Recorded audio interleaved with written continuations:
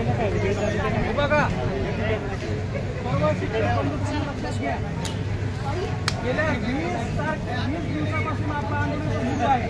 20 दिवसापासून शासनाने अजूनही दखल घेतलेली नाही. शेवटी कंटाळून आपल्याच भगिनींनी आज आझाद मैदानात स्वतः अंगावर रॉकेल ओतून घेण्याचा आत्मदानाचा प्रयत्न केला. त्यामुळे आता आपल्याला न्याय हक्क मिळाल्याशिवाय आपण आझाद मैदान सोडणार नाही.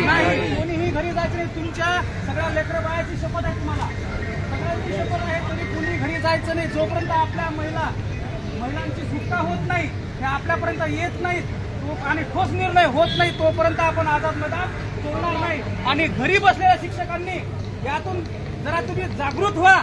आज जीवन मरणाचा प्रश्न आहे, उद्या आपल्या कुटुंबावर अशी वेळ येऊ शकते. म्हणून जागृत व्हा आणि तुम्ही सगळ्यात महत्वाचं आपला जीवन मरणाचा प्रश्न तुम्ही जाणा आणि माझा पगार माझी जबाबदारी समजून आता तरी मैदानात उतरा आणि आपल्या स्वतःचा हक्काचा न्याय हक्काचा जो पगार आहे ज्यासाठी आपण भांडतोय तो मिळवा.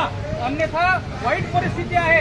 आज महिला शिक्षकांनी आत्मदहन करण्याचा प्रयत्न केला, ही निषेधार्थ बाब आहे. म्हणून या शासनाच्या नावानं निषेध